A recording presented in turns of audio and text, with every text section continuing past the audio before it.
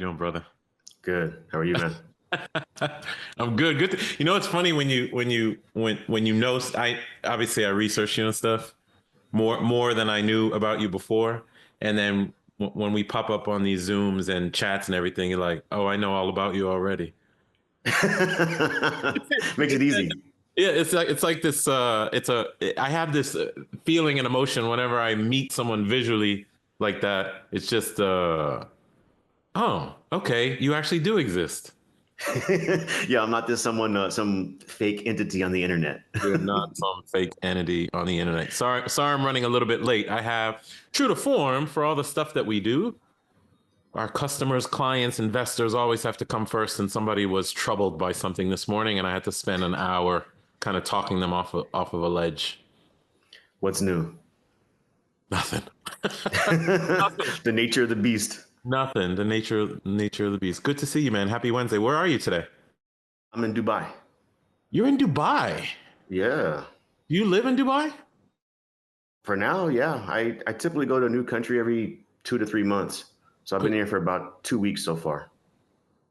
Oh, I didn't realize you were doing that. I know that you have been to many countries, I think 40, 41, something like that, but I didn't know that you were floating around. Yeah, I was in India for about a month, and then I was like, well, I'm trying to make it to Europe for the summer. So I was like, I ain't been to Dubai yet, so I might as well stop by and check it out. Man, I like your style. It's 2 o'clock this afternoon. I'm on a plane back to the Mideast this afternoon. Nice. Yeah, Where? Lebanon. Okay. I'll stay in Yeah. Lebanon for the week. I think I have to go over to Cyprus because I have some work to do there, and then I'll get back for my kid in a little bit. Yeah, I'll be in Cyprus in August. Awesome. Well, we gotta stay Yeah. in, we gotta stay in touch. Thank you for coming. I appreciate it. Yeah, this is great, man. I've been looking forward to chatting with you. I've been admiring you from afar, so it's always good to chop it up. Brother, right back at you. So Try Life On and the podcast and the people that listen, I want to give you a sense, and I think you probably get a sense for the way that I chat about things on LinkedIn. But the community is something pretty special. And given what I've learned about you, you're right on time for them in a big way. You are right on time. And especially because you come from a tougher background, you're an example of what life to me should be, or at least the options we should have, but you have to work towards them. Most of the people who are listening to the podcast or who I coach or following, in some sense, they want to change something about their dynamic, whether it's leave corporate and become an entrepreneur, leave nonprofit and go to corporate, leave everything and do nothing, detach from cube land and be virtual the way that you and I live with mobility. And people get mobility so confused with travel. Mobility has nothing to do with travel. It has to do with your ability to have opportunities and experiences down the street, next city, next neighborhood, et cetera, et cetera. But they're finding blockers and mindset blockers and physical world blockers to doing what it is that they want to do. And it can be the opinions of peers, neighbors, coworkers holding them back. It can sometimes be financial. In my opinion, 95% of the time from what I see in coaching or even in my own life, it's mindset more than anything. So I just wanted to give you that preface, and then I just introduce yourself, and I'll help you walk through your story. But your story is kind of insane, to be honest. Insane in a good way, insane in a great way, to be honest. But just introduce yourself and welcome to the podcast, brother. Yeah, man. Thanks for having me. I Yeah, guess my story is really about my resistance to fear right on. because I always kind of felt like I hate the feeling of being scared. I hate the feeling of fear. And so growing up, I lived in perpetual fear of the Hmm. unknown, of the other, of identity, of am I good enough? Am I smart enough? Will people like me? That Yeah. whole story. And so the only way for me out of that trap in my mind was Mm. to test my fears. And the ultimate test for me was always first, it was sports because sports really connected me with other humans. And in growing up, I was so abandoned by fathers, from people, from feeling completely disassociated and isolated from society at large, and not Yeah. knowing really who to trust and like what is true about myself and about the world at large. I realized through sports, it kind of was like my first catapult, like, number one, we're here to support each other and push each other, and we can actually steel can sharpen steel. And that was kind of the sports lens. And I realized, okay, if I can excel at sports, which is a very animalistic choice, really, Yeah, of football, course, of course. basketball, Yeah, it's very yeah, primal.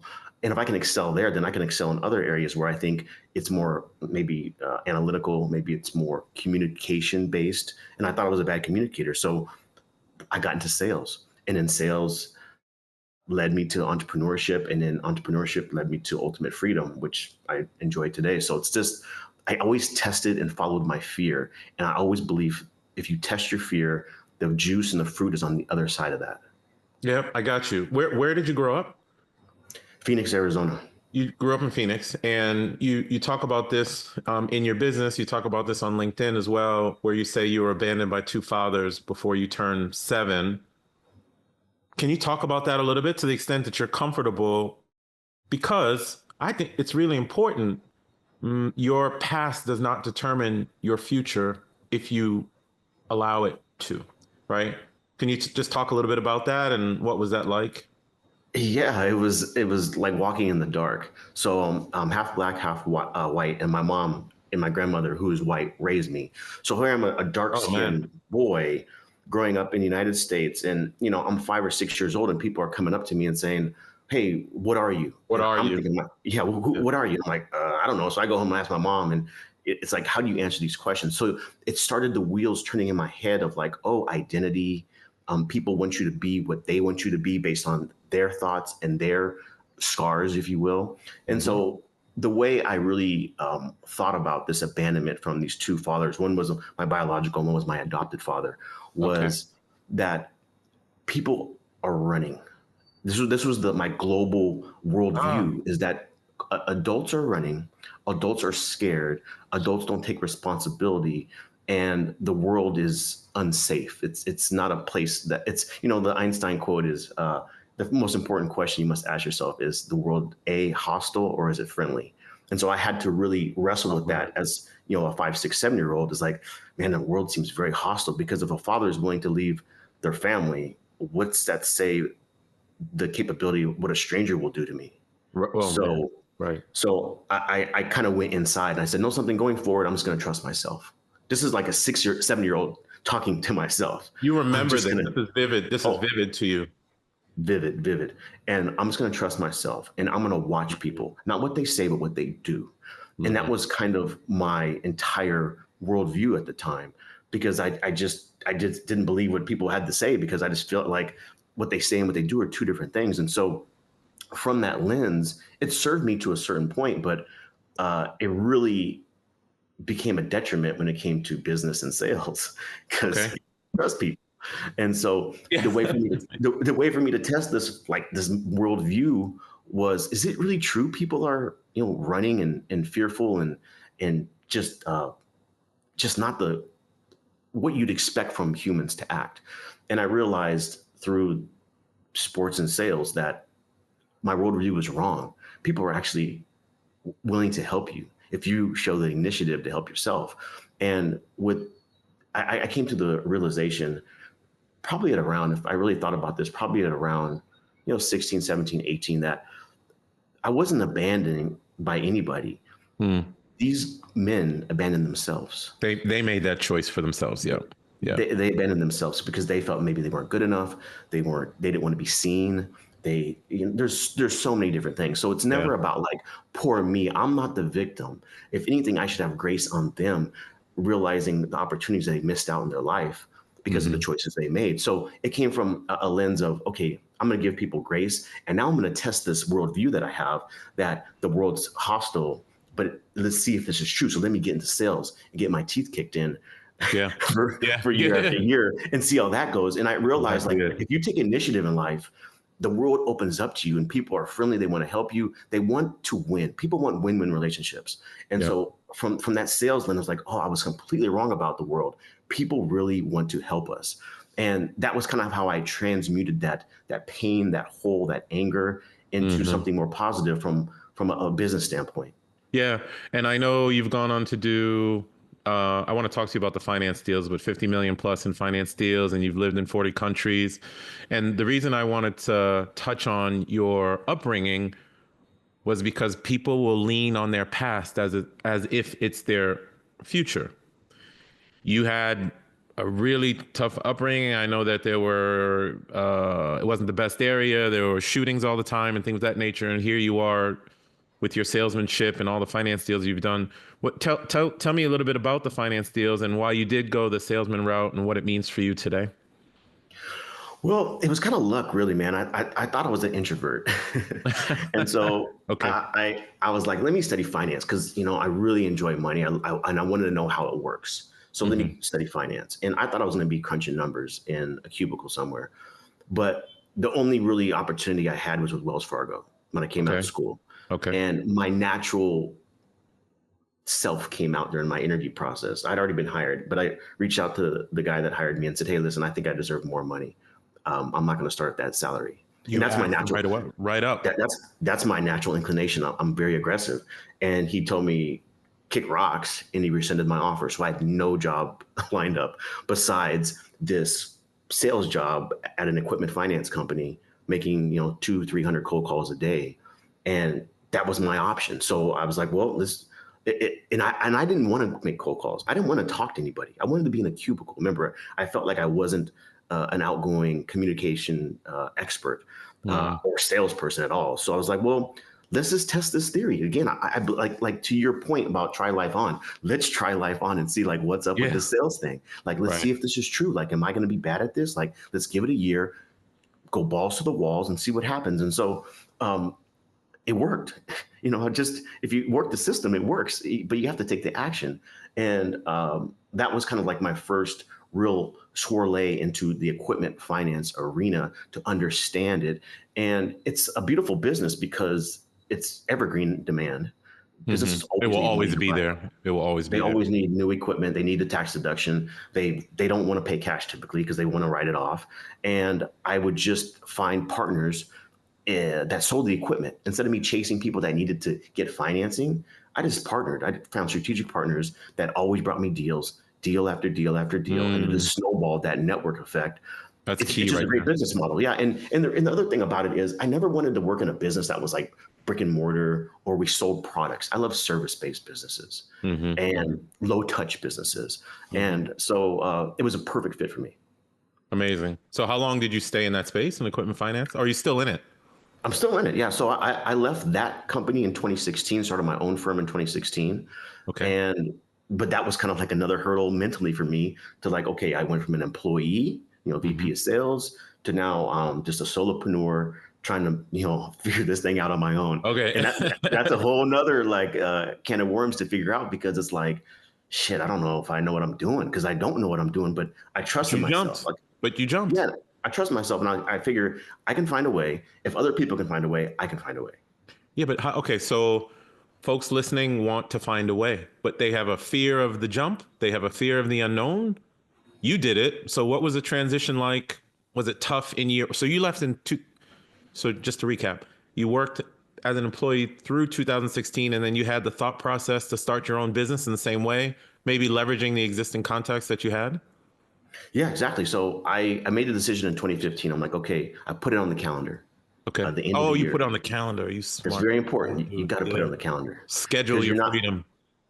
Yeah, and you're also preparing your mind for the eventual plan you have. Like you're basically telling your subconscious, "I'm doing this. This is real." Yep. And the one thing you never want to let down is yourself. Like I don't care about disappointing anybody else besides myself. So if I say I'm Hmm. going to do something and I don't do it, the biggest person I hurt is me. So I put it on the calendar and I left in 2016 and started my own firm. And that was very scary because I didn't have any money. I didn't have any savings. I was just like, I'm just going to figure this thing out, hell or high water. It's kind of like you almost have to just burn the boats and like worst case scenario. If you really zoom out and you think about worst case scenario, if I had to sleep outside for a couple of weeks to figure it out, or sleep in my car, or Hmm. Hmm. eat ramen for a month or two until I could get another job or something, that's like worst case scenario. Like we're Yeah. all gonna die, so it's like at the end of the day, we make these mountains out of molehills, and they're really not a big deal because none of this shit really matters. It doesn't. No, So do doesn't. what matters to you. Yep. Man, I love that. And a lot of the a lot of the episodes before yours will be published. We're talking a lot about subconscious and our programming and what we say to ourselves and what we believe from a self-concept perspective and improving our self-concept, because your outer world is a function of your inner thoughts. I love the fact that I was joking, but I was serious when I said, "Man, you scheduled your freedom. That's no joke. You were just like, I'm out. I'm gonna go." But you know what's the funny thing? We sit there and we build. I have no problem being an employee. You know that. I worked for 25 years. I was just doing stuff on the side the entire time. We schedule shit for our employers all the time. We schedule for them, okay, I'm going to have this project done on this date for you to build your bottom line, or for my boss, so my boss gets a bonus, so they get a car. And we don't schedule our own lives out or the things that matter to us consciously or subconsciously. So it's a great thing that you said. It's a great thing that you said that. So can you talk a little bit about your company, what you're doing? And then I also want to talk about how you're helping people from a coaching perspective, because I think it's huge. Yeah. So, I believe in this concept of niching. Like niches are so important. And Yeah. so when I started my business, it's like I can finance all types of equipment. There's all types of equipment in the world if you think about it, but you're not going to get anywhere if you try to finance everything for everybody. So my niche was medical equipment only. Okay. And so I just leveraged all these equipment salespeople, especially in like CT scanners, MRIs, ultrasound, anything that's imaging related. That was my niche. And Mhm. so I would just become friends with these guys and girls that sold equipment. I don't care if it's for GE or Siemens or whatever the manufacturer is or the reseller. And they would just send me deal after deal after deal. Wow. And these deals are very easy because they're pre-selling everything for me.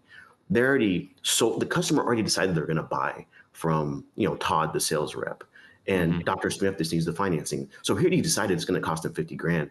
Wouldn't you rather just finance this for, $1,500 a month and have it be tax deductible? Well, yeah, of course. It's a no brainer.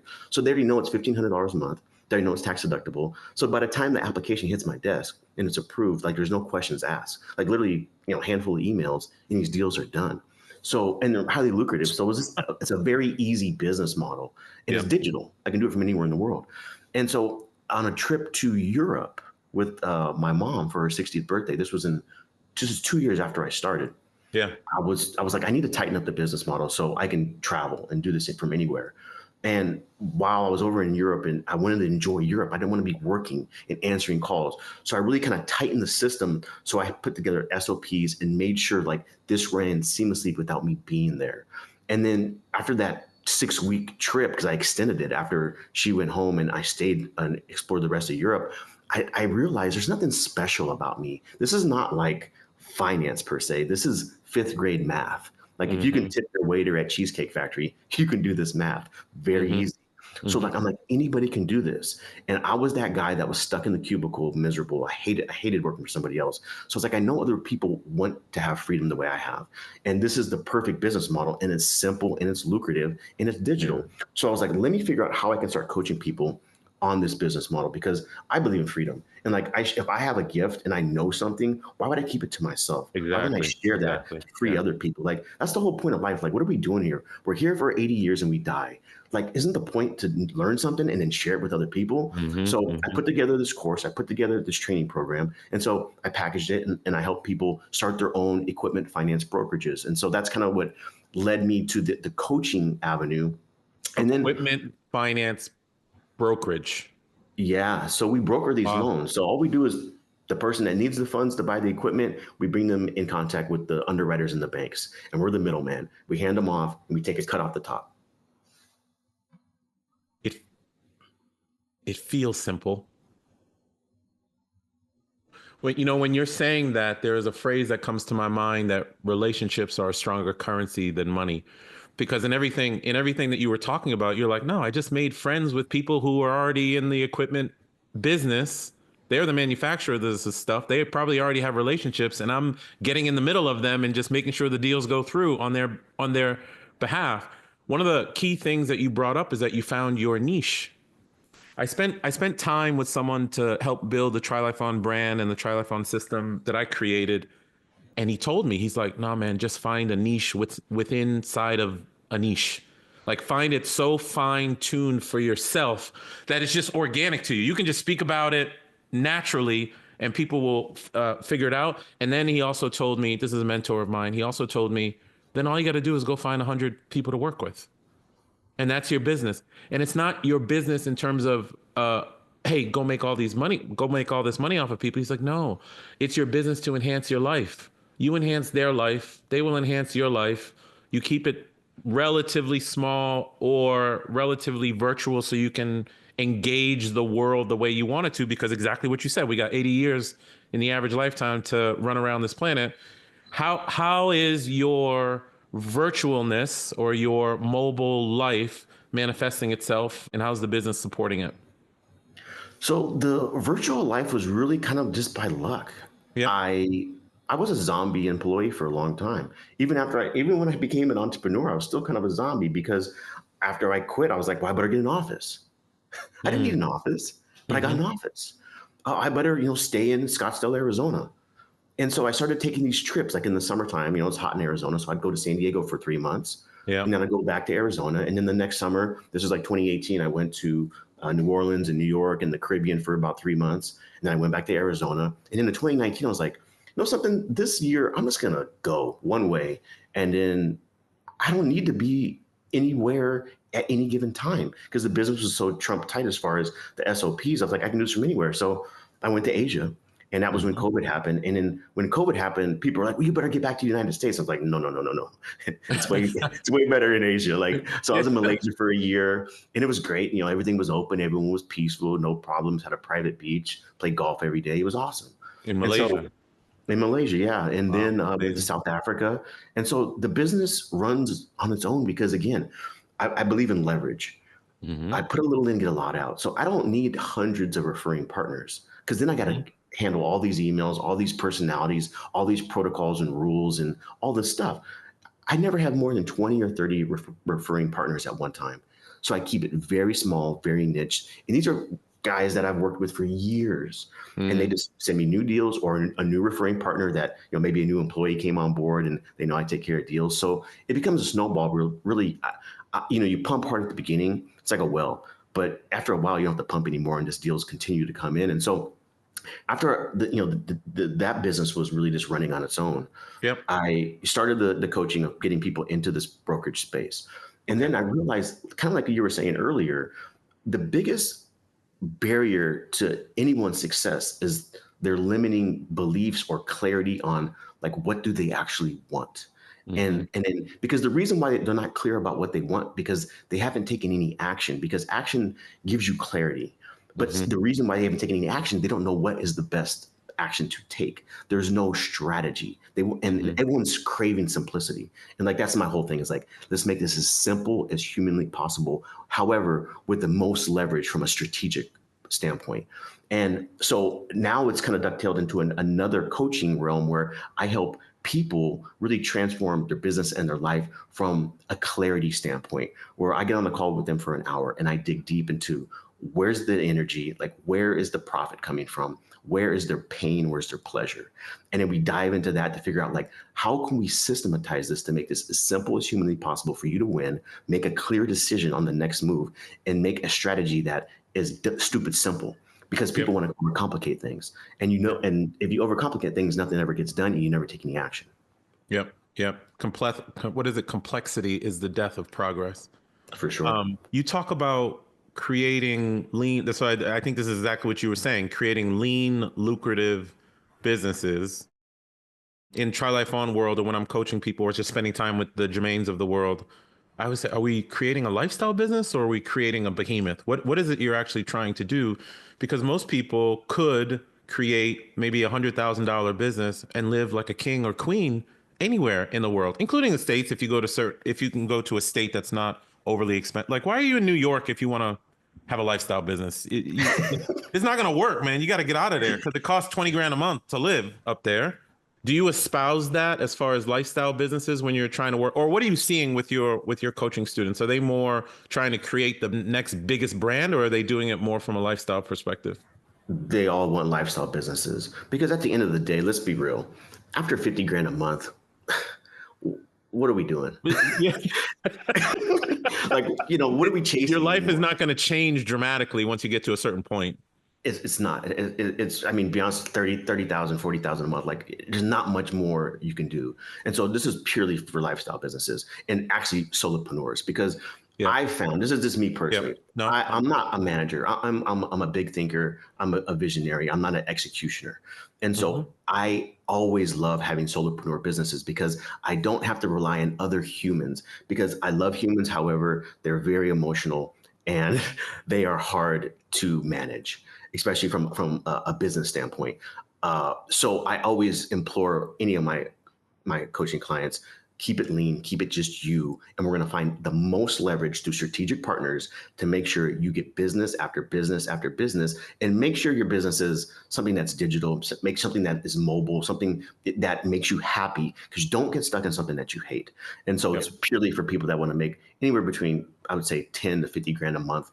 And that's kind of the cap out. Because Oh, I like that. remember, the point is, I don't believe in working more than 4 hours a day either. Yep. Because if I'm you're with if you. you're working, to me, working more than 4 hours a day, you're working on the wrong things. You're not working on the single highest leverage activity.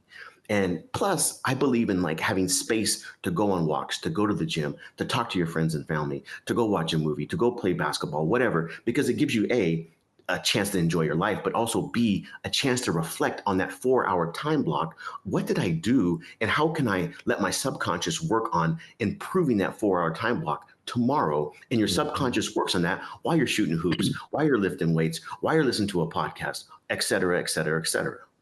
Amazing. Amazing. What are the kinds of, I know it's not just in the equipment finance space now, but when you say solopreneur businesses, can you give some examples of what folks have built? A lot of people, they want to sell physical products, unfortunately. Okay. And so like that's like kind of their dream, they want to open a chocolate shop or whatever. So what I try to get them to re-examine is, this is 2025. Yep. There's no reason for you to pick a brick and mortar situation. Pick No. something that is digital, because you have a wealth of knowledge in your head. You just don't see it. You don't know it because you're too close to the product. That's always it's like the curse of knowledge. Mm. Everyone is a genius, but they don't know they're geniuses because they're too close to what they know. And so I help them zoom out from, like, maybe instead of you creating the chocolate shop, you teach people online how to create these special chocolates that you know how to make, because this is your passion. And so Ah, I, you kind I of steer them using their existing knowledge, you steer them to something that is simplified and in the digital realm, but it's already their existing stuff.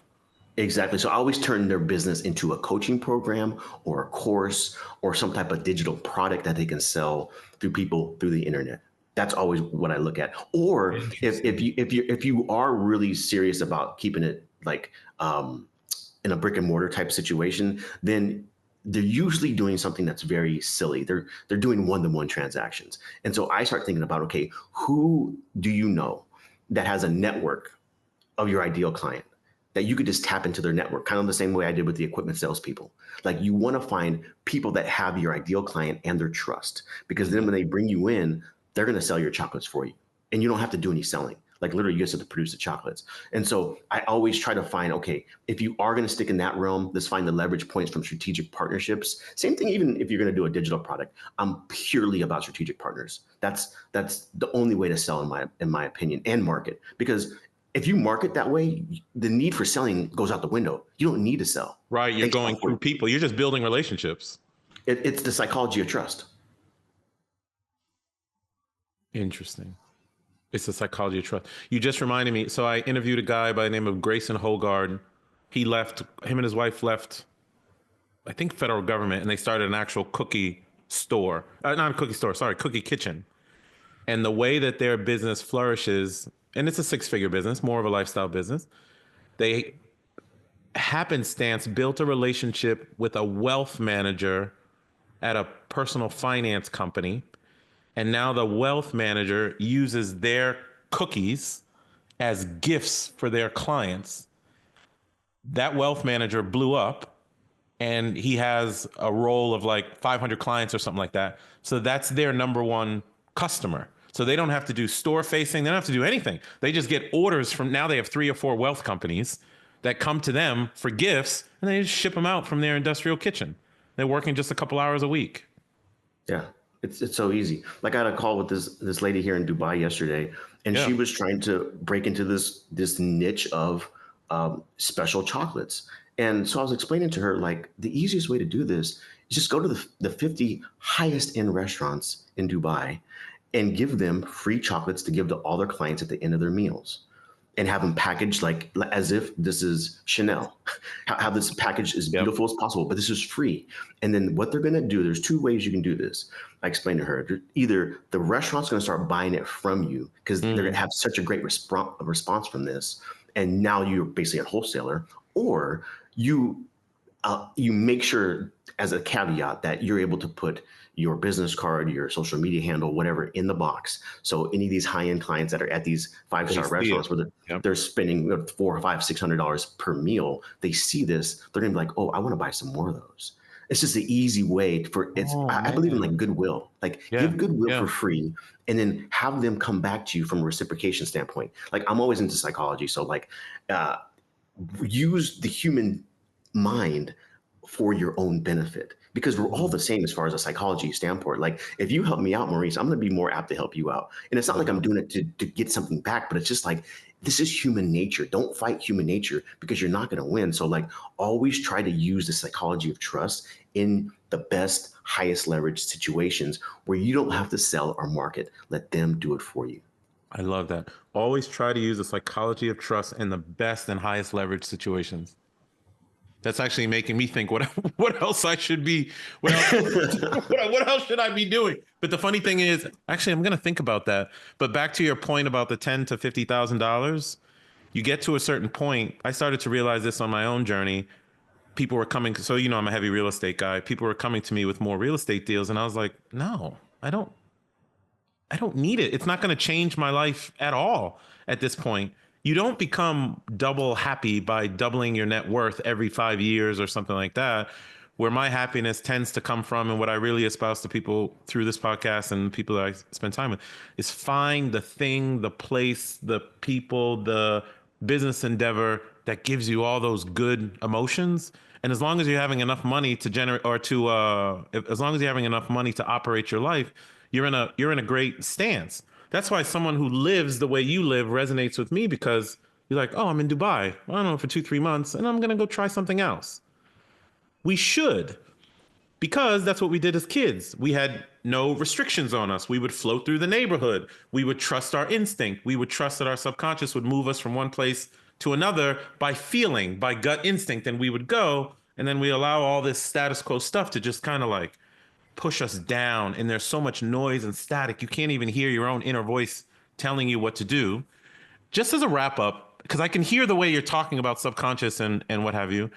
What would be the one thing you would tell people to go? Now I'm talking about from your lifestyle perspective, how you live, how you run your business, and even how you coach other people. You say, if you've outgrown your current life and you're ready to create one, what would be the one thing that you would wish for people to act on?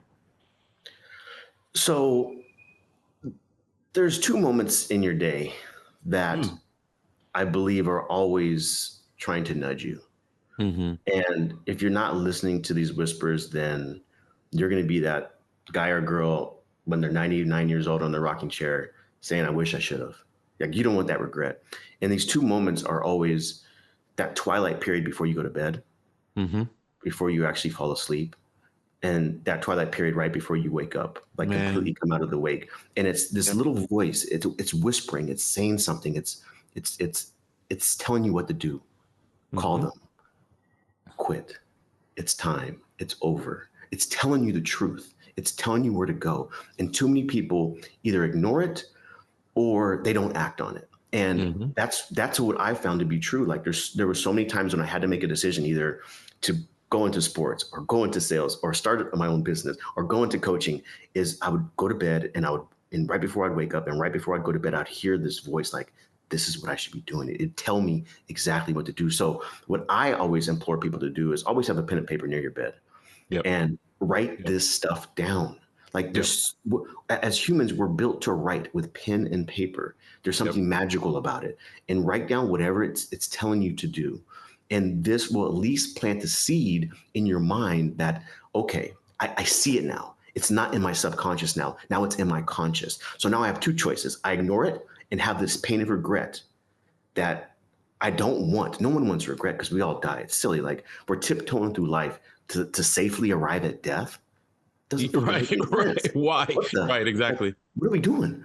Right. And so, like, as you keep looking at this list, it could be something silly like whatever, start a business. Like, what's the worst case scenario? And then backtrack, like, what would be worst case scenario? What would you have to do to get back on track, to get another job? It's not as big of a deal as you think it is, as long as you work it out and play it backwards. And just pay attention to what's whispering to you. Like, what are you thinking about in the shower about? Like, what would make you excited? I always tell people this, especially if they already have a business, is I call it the 3 Ps. Where's the profit coming from? Like, what's that one thing that's giving you the 80-20 rule, that Pareto's principle, where you're putting a little in, get a lot out? Like, where's the profit? Where's the pleasure coming from? Like, what are you actually enjoying doing in your day-to-day business? And then where's the pain? What's the thing you hate to do in your day-to-day business? That's it, the 3 Ps. And what you do is you figure out, let me 10x the profit part. Just focus on that 80-20 thing. Get rid of all the other crap you're doing. Get off all the, like, just focus on the profit side. And then on the pleasure side, only do that thing that gives you pleasure. And then the pain stuff, outsource that or eliminate it. I personally rather you just eliminate that part of it and just focus on what you enjoy doing, what you're good at doing, and what's bringing in the profit. Because we do so many things, and no wonder people are burnt out and stressed out, because they're trying to do everything. So that's my long-winded way of saying, like, write it down, listen to the whispers, and focus on the 3 Ps. I love it, man. And I'm high-fiving you from digital land. The morning time, it's that gray period, right? We're in that, I think it's the theta state. That's why there's so much talk about meditation. Meditation is not this woohoo thing. It's just to get your mind to be quiet so you can get to that inner voice. So where I used to be heavy in the gym at 4 a.m., I've actually shifted. Now I'm heavy in spending time with self and subconscious between 4 and 6, because I still wake up at 4 naturally, but that's the best time for me to just sit and let those thoughts come about what I want to do. And not kidding, 2 days ago when I was meditating, it was like, it's time to go back to the Mideast. I was like, well, I guess I'm going back to the Mideast. So I hope people truly heard what you were saying. And with the 3 Ps, I think that's phenomenal, man. You have really, actually, I'm going to talk to you about something offline. You should really be talking at certain masterminds. I think there's certain groups that could benefit from you big time. But I know that the listenership benefited today. I'm glad you came on the podcast. Your coaching business just tell us where it is, the Create Learn. Yeah, so it's at creatorslearn.com. They can see my clarity coaching is on there, and also the equipment finance program as well as on there. So they can check it out, both of them. All right, cool. Well, I'll put that in the show notes for it. But brother, thank you for coming on the show. I appreciate you, man. And I'll be reaching out to you on the side. For sure. Nice to see you, man. You too, brother. Hey guys, this is Maurice, host of the Try Life On podcast, and thank you for listening to another episode. I hope you are finding it useful and helping you design your own lifestyle that you don't need a vacation from. If that's the case, please consider dropping a review for me, whether in Apple, iTunes, or in Spotify. Drop a review, put some stars on it, give me some feedback on how I can make the podcast better, what information you are looking for. I am doing my best to get information to you on the Try Life On principles, 5 freedoms, how to build lifestyle, travel hacking, all of it. And I want to do it for you. So please do a review for me.